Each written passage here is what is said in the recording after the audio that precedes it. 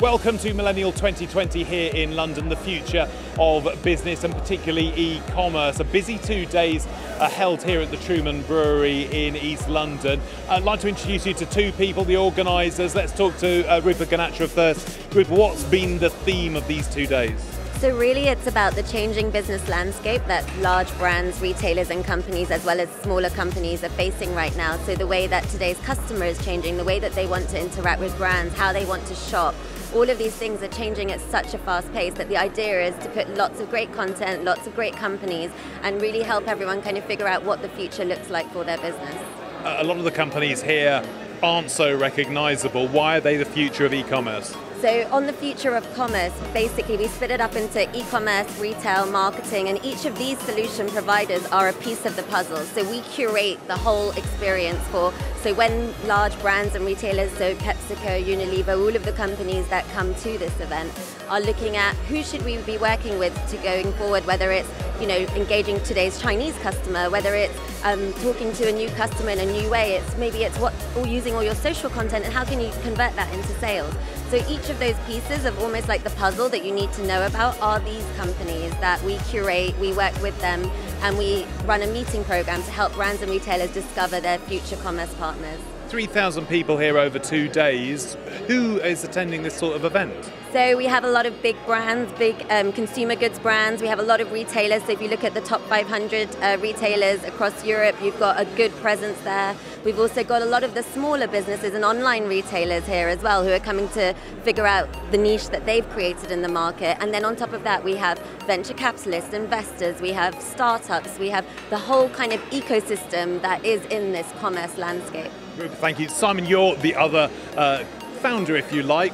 Why do you think this sort of event is growing so quickly? Well, it's a new type of event, frankly. Most of the events, the business events that I've been going to over the last 30 years have been held in sort of like fairly staid and standard buildings, purpose-built venues. We chose, or we still choose, wherever we do this, in London, in New York, in Sydney, in Singapore, we always choose very different venues right in the centre of town.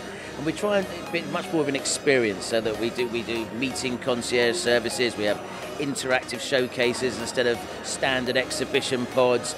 We have 3 stages running at the same time, so it's almost like a festival, and people personalise their own trip over the 2 days, and it seems to be working. Our sole objective of doing it differently, in a very expensive way actually, because you take an old venue and you've got to make it look really cool, particularly for a future type event, is that we wanted to increase the number of C-level people that come.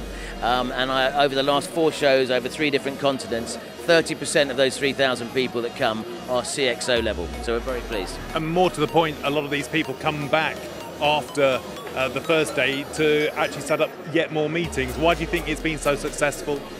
Well, I think it's because we create an environment where they don't come traditionally, which they would in other events, deliver a keynote speech and then leave.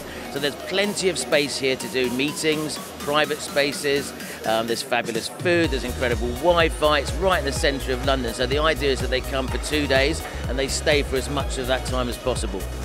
Next event, Singapore, will there be a different theme or is it going to be much the same? We always try and bring in a cultural element depending on where we go. We've added an automotive and a finance track in London for the first time, and we're repeating that again in Singapore. And then shortly afterwards, a bit of a sort of a little announcement now, but we're going to Sydney as well in November. So yeah, very excited about the next couple of events. Simon, thank you very much. Well, you've missed London, I'm afraid to say, so you've still got Singapore to look forward to, and of course Sydney as well.